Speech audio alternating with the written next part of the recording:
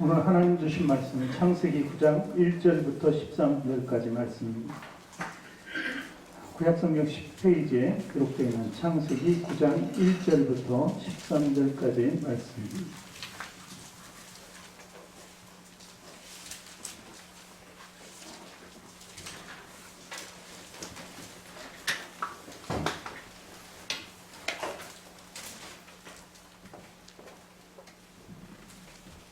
창세기 9장 1절부터 13절까지 말씀 교독합니다. 제가 먼저 한 절 읽고 여러분이 따라서 읽어주시기 바랍니다. 하나님이 노아와 그 아들들에게 복을 주시며 그들에게 이르시되 생육하고 번성하여 땅에 충만하라. 땅의 모든 짐승과 공중의 모든 새와 땅에 기는 모든 것과 바다의 모든 물고기가 너희를 두려워하며 너희를 무서워하리니 이것들은 너희의 손에 졌음이니라. 모든 산동물은 너희의 먹을 것이 될지라 채소같이 내가 이것을 다 너희에게 주노라. 그러나 고기를 그 생명에는 기체 먹지 말 것이다. 내가 반드시 너희의 피 곧 너희의 생명의 피를 찾으리니 짐승이면 그 짐승에게서 사람이나 사람의 형제면 그에게서 그의 생명을 찾으리라. 다른 사람의 피를 흘리면 그 사람의 피를 흘릴 것이니 이는 하나님이 자기 형상대로 사람을 지으셨습니다. 너희는 생육하고 번성하여 땅에 가득하여 그 중에서 번성하라 하셨더라.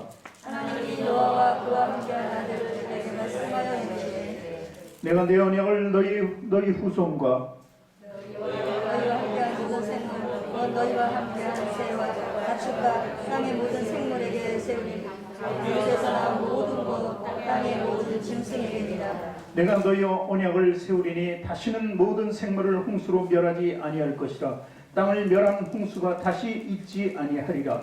하나님이 이르시되 내가 나와 너희와 함께하는 모든 생물 사이에 대대로 영원히 세우는 언약의 증거를 들을 것이다. 같이 읽습니다. 내가 내 무지개를 구름 속에 두었나니 이것이 나와 세상 사이의 언약의 증거니라. 아멘. 두 손을 가슴에 얹고 저를 따라 고백하시기 바랍니다. 하나님께서는 나를 사랑하십니다. 하나님께서는 나를 사랑하십니다. 하나님께서는 나를 존귀하게 여기십니다. 하나님께서는 나를 존귀하게 여기십니다. 하나님께서는 나를 축복하십니다. 하나님께서는 나를 축복하십니다. 하나님께서는 내 문제를 해결해 주십니다. 하나님께서는 내 문제를 해결해 주십니다. 믿음의 고백이 되셨습니까? 아멘. 우리 오늘은 특별히 앞뒤 좌우 계신 분들과 인사하는데 이렇게 인사해요. 당신은 크게 쓰임 받았습니다. 당신은 크게 쓰임 받았습니다.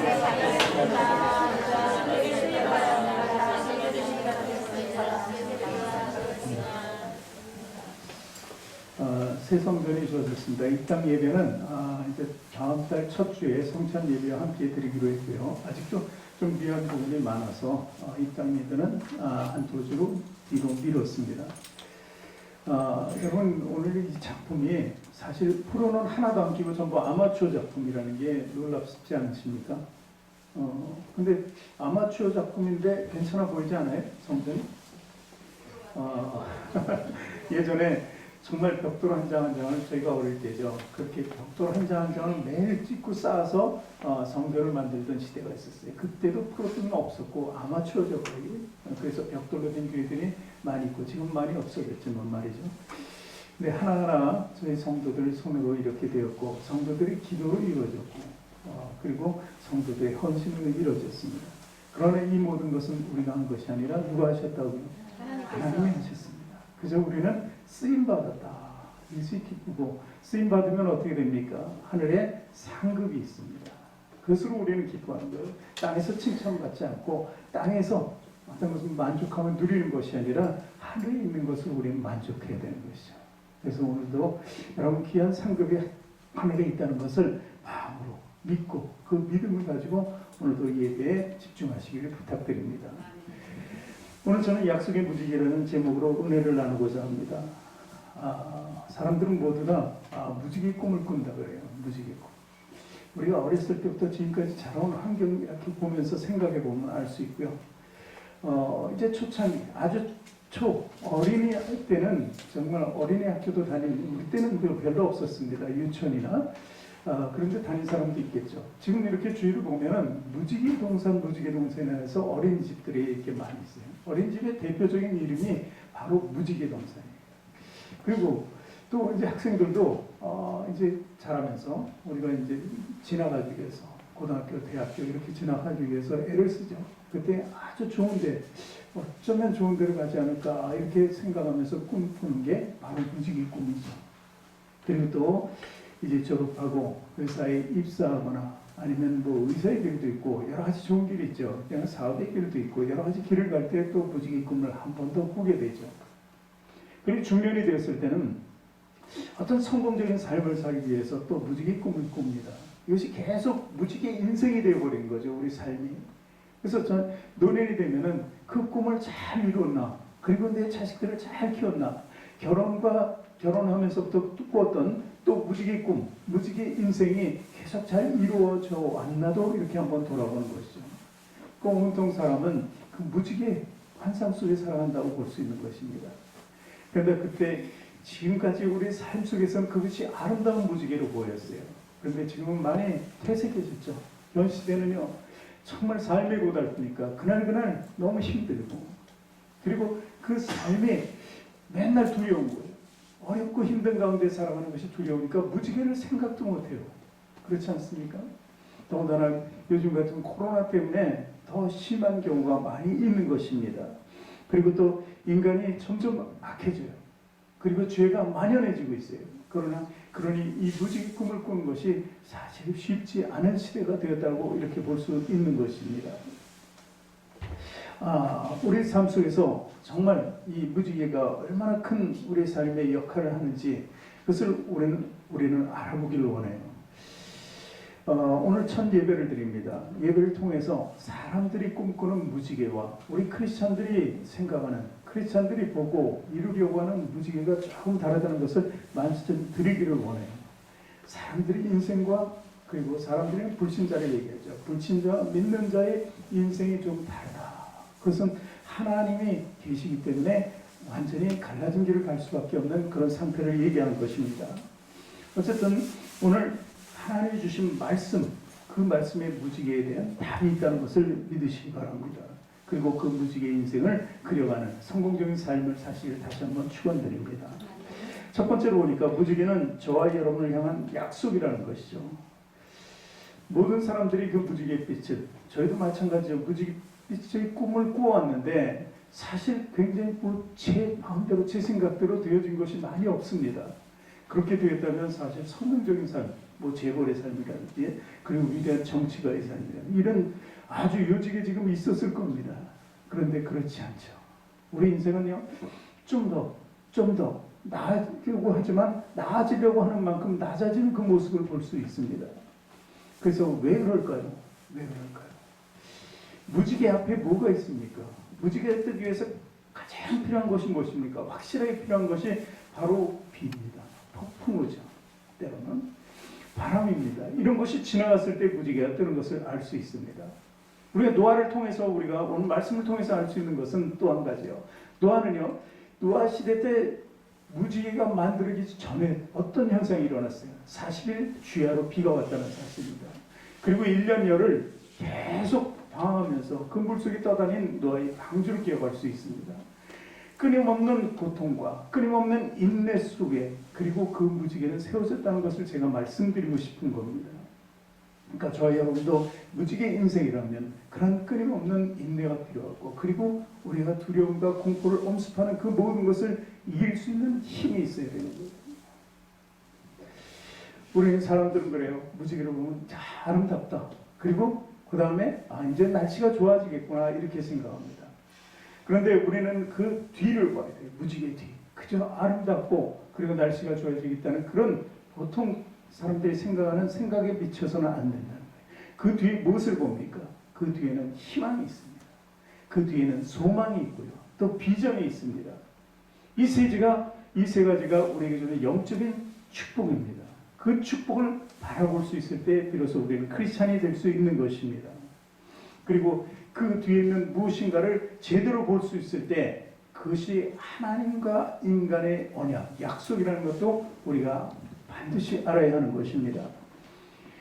아담과 하와가 우리 조상이죠. 우리 조상입니다. 그래 그들은 범죄했습니다. 범죄한 뒤에 에덴에서 이제 쫓겨나고 이 세상적인 삶에 사는 거죠. 이 세상이라는 건 사단의 영역을 얘기합니다. 그리고 그렇게 살아가면서도 어떤 하나님의 아들들과 사람들의 딸이 혼인했다, 이렇게 성경은 기록하죠. 그 이야기는 바로 그들을 통해서 이제 죄가 다시 만연해졌다는 것을 얘기합니다. 그래서 그 죄된 가정을 이루는 그 하나님의 사람들과 그리고 사람들의 딸들, 그 가정은 계속해서 죄를 낳고 잉태하고 죄가 계속 끊임없이 지속된 것입니다. 결국 그래서 하나님께서는 물로 심판하기 이르릅니다. 그럴 때 하나님께서는 택하신 백성을 한 사람은 찾죠. 노아입니다. 노아와 그 가족의 구원을 받게 되는 것이죠. 그 구원에 받을 수 있는데 필요하게 된 하나의 물질이 있습니다. 그것은 물건, 노아의 방주였습니다. 그 방주를 통해서 택함받고 구원받은 노아를 볼 수 있는 것이죠. 그리고 또 인류의 역사는 거기서 다시 시작됐다는 것을 우리 성경을 통해서 잘 알고 있는 것입니다. 오늘 성시교회가 이제 이곳으로 옮겼습니다. 옮겨서 다시 한번 교회를 세우게 됐습니다. 이것은 노아가 방주를 짓는 것과 우리가 우리 힘으로 이렇게 시설을 해가면서 좀 그전에 있던 시설이 노후했기 때문에 다시 할 수밖에 없었지만 그것은 다시 한번 우리가 방주를 지었다고 볼 수 있는 것입니다. 특히 지금 악이 만연하잖아요. 죄악이 만연합니다. 그리고 코로나 때문에 교회가 제 역할을 감당하지 못하는 이때 하나님께서 이곳에 방주를 지으라고 우리에게 명령하신 것입니다. 결국 우리는 순종한 것이죠. 어쩌면요, 지금 사람들이 비방하고 조롱하는 가운데서 우리는 교회를 세워간 것입니다. 그래서 우리 한계를 넘는 일을 하지 않았나 이런 생각도 하는 거예요. 지금 시대에 누가 교회를 또 옮겨서 이렇게 할까? 다 그렇지 않겠습니까? 점점 더 교회는 피폐되고 어려워져가는 상황입니다. 그런데 코로나가 있었던 그 지난 한 해 동안 여태까지 우리가 큰 어려움을 겪지는 않았습니다. 우리 교회만큼은 다른 사람은 다 어렵다고 다른 목사님들이 이렇게 얘기했지만 저는 입을 다물었어요. 왜냐하면 어려움 당하지 않았습니다. 오히려 그 속에서 우리 교회는 참으로 알곡들을 심어왔구나 하는 생각을 했습니다. 그 알곡들이 또 정말 알곡이 될 수 있었던 것은 이 방주를 지었다는 사실이죠. 이것을 예배 드린다는 것이 정말 요즘 봐서는 기적적인 일이라고 볼 수 있는 것이죠. 어쨌든 우리가 이 방주 세운 이유는 뭐예요? 이 방주 안에 생명을 넣기 위함이라는 거예요. 성시교회가 어떤 하나님의 뜻을 잘 분별할 수 있어야 되고 그 뜻에 따라 이곳을 교회다운 교회로 세워야 된다는 것이죠. 거기에는 생명이 필요합니다. 이 지역에 많은 영혼들을 구원할 수 있는 그런 일들을 우리에게 하라고 하는 하나님의 뜻인 것입니다. 그러니까 다시 한번 영혼 구원이라는 큰 사명감을 갖고 그리스도의 제자로서 사도행전의 비전을 다시 이렇게 세워가야 된다는 거예요. 우리가 사도행전의 주인공이 되어야 돼요. 11제자 12제자들이 그 죽음을 무릅쓰고 죽음하는 그 상태에서도 그리스도를 전했던 것처럼 우리도 이제 다시 한번 이 방주로서 이 역할을 하며 그리고 구원자의 역할 그리고 제자 그리스도의 제자의 역할을 분명히 감당해야 된다고 나는 본 것입니다. 이제 우리는요 노아가 본 그 약속의 무지개는 과연 무엇인가? 제가 얘기했죠. 첫 번째는 뭐라고요? 소망입니다. 그리고 두 번째는 희망이고 세 번째는 비전입니다. 이 모든 세 가지 이것을 이루어야 된다는 것이죠. 그것이 바로 하나님의 약속으로 우리에게 주어진 것입니다.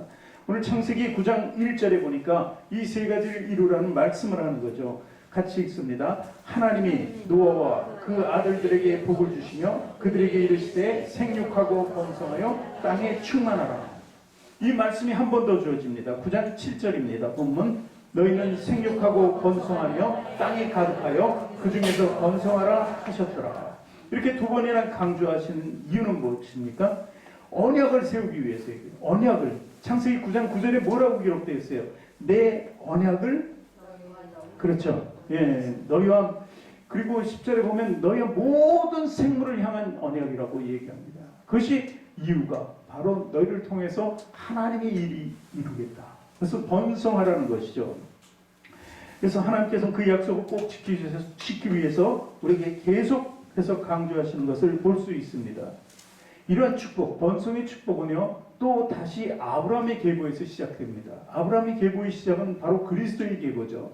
거기서 시작되는 거예요. 그래서 히브리서 6장 13절, 14절, 15절을 읽어보니까 아브라함과의 약속을 다시 한번 얘기합니다. 같이 읽어보겠습니다. 하나님이 아브라함에게 약속하실 때에 가리켜 맹세할 자가 자기보다 더 큰 이가 없으므로 자기를 가리켜 맹세하며, 누구를 가리켜요? 하나님 스스로 가리켜 내가 맹세한다. 하나님보다 더 큰 이가 어디 계십니까? 그분이 맹세했다는 거예요. 우리와. 그래서 우리라는 것은 아브라함을 대표로 하는 것이죠. 그리고 14절을 보니까 이르시되 내가 반드시 너에게 복주고 복주며 너를 번성하게 하고 번성하게 하리라 하셨더니, 이렇게 해서 최상급의 표현을 계속해서 하나님께서 쓰고 싶었던 거예요. 그래서 기록된 말씀에 하면 바로 우리를, 아브라함처럼 믿음을 가진 사람들을 하나님께서 복주시고 번성하게 하시겠다는 거죠. 그런데 단 6장 15절 말씀에 이런 말씀이 기록되어 있어요. 그가 이같이 오래 참아 약속을 받았다는 거예요. 그 약속을 받는다는 것이 그냥 간단한 것은 아니라는 거예요. 오래 참음. 마치 노아 시대 때 그 40일과 1년의 기간이 지난 그 오래 참음 속에서 무지개가 떴던 것처럼 우리도 하나님의 약속을 받기 위해서는 그런 인내, 노력, 이런 모든 것이 필요하다는 것을 우리에게 보여주는 것입니다. 그리고 아브라함에게 일어났던 그 모든 축복의 일이 저와 여러분에게 이루어지기를 축원합니다. 중요한 것은요, 자, 조금 더 깊이 들어가면 희망, 소망, 비전, 소망, 희망, 비전, 이 모든 세 가지가 바로 무형이에요. 어떤 보이는 것은 아니라는 거예요. 근데 이 영적으로 이것을 발견했다면은 바로 그것이 하나님께서 우리에게 보여주는 증거가 되는 거죠. 그 증거가 바로 누구냐면 예수 그리스도라는 것입니다. 무지개. 다시 한번 9장 13절을 읽어볼게요. 내가 내 무지개를 구름 속에 두었나니 이것이 나와 세상 사이의 언약의 증거다. 이렇게 기록되어 있어요. 내가 내 무지개, 하나님께서 나의 아들 예수 그리스도를 구름 속에 두었나니 이것이 나와 모든 사람과의 사이의 약속이라는 것을 분명히 하고 있다는 거예요. 그러니 하나님께서 약속하신 건 무엇입니까? 구약과 신약이잖아요. 구약은 예전에 예수님이 오실 것을 약속하신 거고, 신약은 예수님이 오신 것을 약속하고 그 뒤에 다시 재림하실 예수님까지도 약속하신 거예요. 그 약속이 이루어졌고 지금 이루어져 가고 있습니다. 이제 마지막 한때만 남긴 거죠. 그건 바로 예수 그리스도의 재림이라는 것입니다. 그러니 예수 그리스도가 바로 우리의 증인이 되고 증거가 되어야 된다는 거예요. 우리가 가질 수 있는 희망과 소망과 비전은 누구에게서 나옵니까? 바로 예수 그리스도를 통해서 우리에게 주어진다는 사실을 알아야 된다는 거예요. 그분은, 예수 그리스도는 천국의 주관자예요. 그리고 우리를 위해서 집을 예비하시러 올라가셨어요. 그래서 마지막 날에 우리 희망과 소망과 비전을 완전히 해주시기 위해서 지금 일하고 계시다는 것입니다. 그러니 우리는 모든 것을 주님께 초점을 맞추면서 살아가야 된다는 것이죠. 그리고 우리는 매일마다 늘 그리스도를 만나고 그리스도와 함께하는 삶을 살아내는 거예요. 그것이 하나님과의 약속 사이에 있는 그리스도를 통해서 우리의 약속이 되게 하는 거죠. 그 삶을 사시기를 원합니다. 또 두 번째 무지개 언약은 이제 시작되는 우리 교회, 성시교회의 언약이에요. 이제 성전을 새로이 허락하셨습니다. 그것은요, 허락했던 이유는 뭡니까? 왜 허락하셨어요? 생육과 번성이라는 거예요. 그래서 우리 교회를 통해서 하나님께서는 생명을 살리고 번성케 하시겠다는 이야기입니다. 그래서 이 생육하라는 의미는 뭐예요? 이 교회에서 주인이 되라는 거예요. 우리가 주인 역할을 하면서 많은 생명을 살리는 일을 하게 된다는 그 뜻을 얘기하는 거예요. 그리고 들어오는 이마다 우리가 양육할 수 있어야 된다는 거예요. 그래서 우리는요, 이곳에서 처음 이 교회를 나온 것이 아니라 이미 저쪽 교회에서 다 훈련받고 그리고 모든 것이 합력하여 선을 이루어서 일단 이곳 온 거예요. 이곳에 와서 이제 그 일을 감당하기 시작해야 된다는 거예요. 여러분은 완전히 준비된 자예요. 준비되었기 때문에 이제 할 수 있다는 믿음을 가지시기 바랍니다. 그래, 우리 번성이라는 게 중요합니다. 우리에게 있어서 하나님께서 왜 그 일을 시킬까? 우리에게 장래, 앞을 내다볼 수 있는 모든 것을 허락하시기 위해서요. 그것은 뭐예요? 말씀 하나 있습니다. 신명기 7장 9절 말씀 우리 같이 읽겠습니다. 그런즉 너는 알라 오직 내 하나님 여호와는 하나님이시요 신실하신 하나님이시라. 그를 사랑하고 그의 계명을 지키는 자에게는 천대까지 그의 언약을 이행하시며 은혜를 베푸시되, 또 하나의 약속이 나오잖아요. 언약이 우리를 통해서 그저 생명보험뿐만 아니라 우리가 천대까지 장수하면서 복을 누리는 그 후손들을 키워간다는 것이죠. 그것이 아브라함의 축복이었잖아요. 어마어마한 축복이었습니다. 근데 그 주인공이 아브라함뿐만이 아니라 저와 여러분도 된다는 사실을 하나님께서 지금 말씀으로 우리에게 주고 계시다는 것입니다. 무지개의 언약을 통해서 이제 새로운 교회 출발했잖아요. 그것은 하나님께 영광 돌리기 위해서 우리 교회의 역할을 하는 거예요. 또 한번 어쩌면 개척에 나간다는 그런 삶을 살아가는 것이죠. 여러분, 저는 그 세 번째예요. 지금 이렇게 교회를, 성전을 세운 게 미국 LA에서 첫 번째 세웠고, 뜻이 있어서 한국에 와서 도당동에 세웠고, 도당동에 사실 우리 동생들 때문에 왔는데, 어쨌든 그래서 두 번째 세웠고, 세 번째 지금 방주를 지었어요. 여러분 몇 번 지셨습니까? 교회를 옮기면서도 질 수 있어요. 그러나 숫자는 중요하지 않습니다. 짓고 나서 그 뒤에 얼마나 하나님의 영광에서 쓰임받느냐가 중요하다는 것이죠. 에스겔서 37장 26절 말씀 한번 읽어볼까요? 내가 그들과 화평의 언약을 세워서 영원한 언약이 되게 하고, 또 그들을 견고하고 번영하게 하며 내 성소를 그 가운데에 세워서 영원히 이르게 한다는 거예요. 여러분, 우리들과의 약속을 이루시기 위해서 또 무엇을 세워요? 성소를 세운다는 거예요. 그저 우리는 약속한 것이 아니에요. 우리 개인의 삶과 약속이 아니라 하나님과의 약속이 아니라, 하나님 그 약속을 더 연장해서 어디까지? 성소까지, 우리 교회까지도 이렇게 이루시겠다는 것입니다. 그러니까 번성의 중심에는 교회가 있는 거예요. 성소가 있는 거예요. 이제 저희 교회는 사랑이 넘치는 교회예요. 우리 교회가 다른 분들이 그래요. 우리 교회는 한마디로 사랑이라고 해요. 그 교회는 사랑은 있다. 모든 게 부족할지 몰라도 사랑만은 있다. 이렇게 얘기를 하더라고요. 그래서 하나님의 사랑이시잖아요. 그리고 사랑이 성경의 모든 것이에요. 그렇다면 우리 교회는 그래도 하나님 안에서 잘 서 있는 교회라고 이렇게 볼 수 있는 것입니다. 그래서 이제 그 사랑을 실천하고 행동하는 교회로 나가야 된다는 것이죠. 그래서 진정한 교회 역할을 감당해야 돼요. 하나님의 보호자가 임재하는 교회가 되야 되고, 예수 그리스도의 보혈이 늘 흘러서 충만한 교회가 되고, 성령 충만으로 많은 사람들에게 유익을 줄 수 있는 그런 교회, 그리고 그런 일원이 되어야 한다는 사실입니다. 여러분들이 할 수 있다는 것을 알기 때문에 사실 어렵지만 이 교회를 옮긴 거예요. 다시 한번 우리 하나님께 크게 쓰임받는 모든 성도들이 되시길 바랍니다. 하나님은 또 그 헌신하는 자에게 축복해 주십니다. 그저 하나님께서 무조건 축복해 주시는 건 아니에요. 하나님은 헌신을 대가로 여겨요. 대가로 받으시기를 원해요. 그랬을 때 하나님 축복해 주시는 거예요. 그래서 이런 말씀 있죠. 시편 110편 3절 말씀 같이 읽습니다. 주의 권능의 날에 주의 백성이 거룩한 옷을 입고 즐거이 헌신하니 새벽 이슬 같은 주의 청년들이 주께 나오는도다. 헌신이 필요한 거예요. 우리 헌신했어요. 지금 이 교회를 위해서. 근데 헌신하고 난 뒤에 새벽 이슬 같은 주의 청년들이 주께 나온다. 새벽 이슬은 어떤 것입니까? 맑고 청결해요. 정말 맑고 청결해요. 그래서 이슬을 아주 좋은 짐승들도 그 이슬을 물로 먹는다고 그래요. 다른 물을 먹지 않고 이슬을 모아서 먹는다는 거예요. 그렇게 맑고 청결한 그런 삶이 우리에게 주어진다는 거예요. 축복이잖아요. 우리가 성결하고 거룩하다는 것은 하나님의 축복이에요. 그리고 또 청년 같은 것은 뭐예요? 강건함입니다. 강건함. 우리가 강건함이 있어야 돼. 우리가 순결함은 주님을 섬기는 데 필요해요. 그런데 강건함은 뭐예요? 주님의 일을 하는 데 필요하다는 것입니다. 그래서 우리는요, 저기 표가 지금 하나가 덜 붙었는데, 우리 그 주보에 뭐라고 기록되어 있어요? 우리 교회 표가 주님, 성도, 이웃을 섬기는 거예요.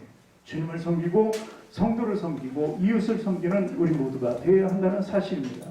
그러면 우리가 아니라 하나님께서 일하시고 하나님께서 자리를 채우시고 넘치게 해주신다는 것을 믿으시기 바랍니다.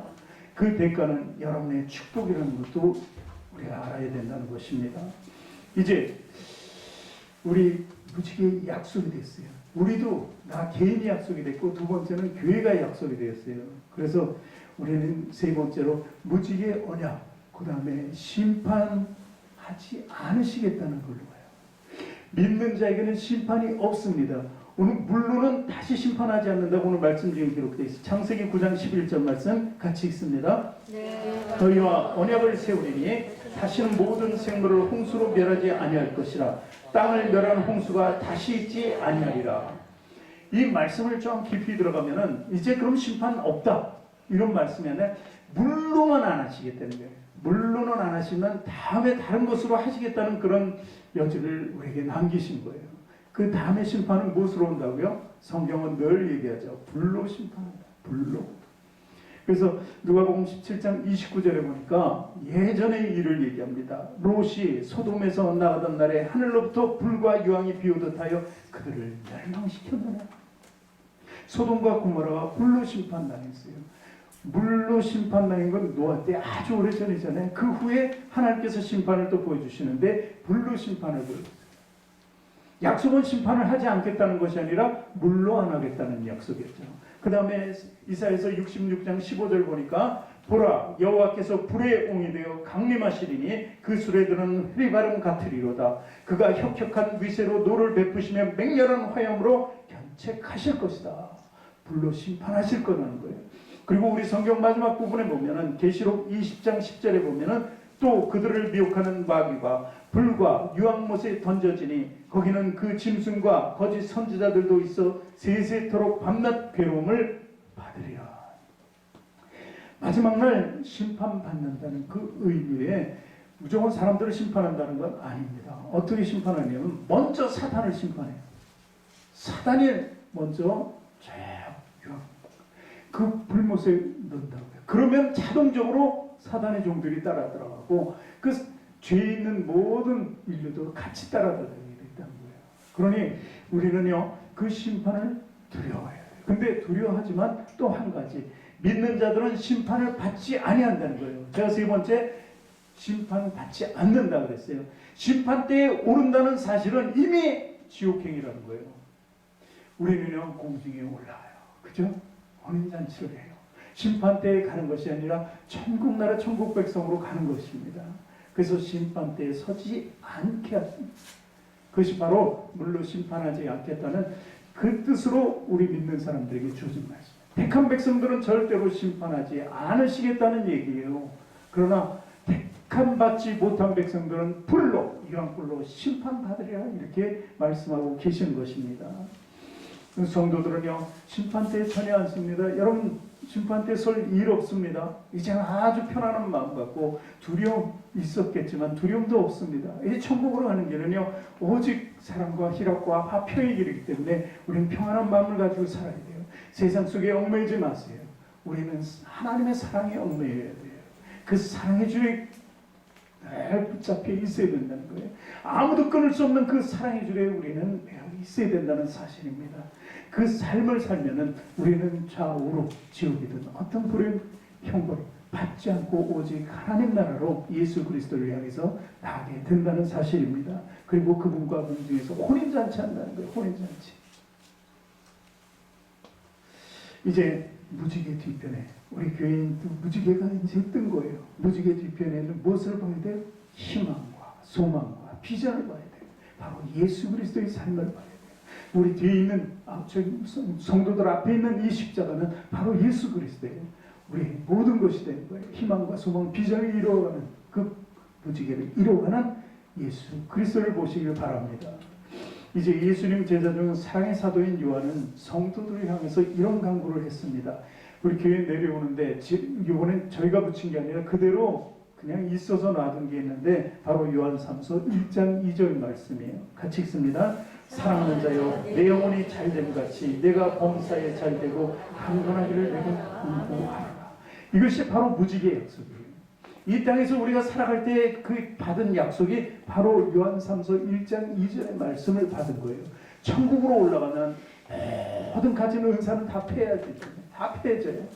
아무리 잘해도 우리가 할 일 없잖아요. 천국에 가면 다 천사가 하니까 우리가 할 일은 없고 단지 우리가 가지고 있는 은사 중에 한 가지만 남아요. 그것은 사랑이라는 거예요. 사랑. 우리는 사랑만 있으면 됩니다. 그래서 사랑하는 자가 되고 우리 사랑받는 자가 되어야 된다는 것입니다. 이제 예수님이라는 하나님의 무지개를 잡으시기 바랍니다. 우리 앞뒤 좌우에 계신 분들과 인사할까요? 예수님인 무지개를 잡읍시다. 예수님인 무지개를 잡읍시다.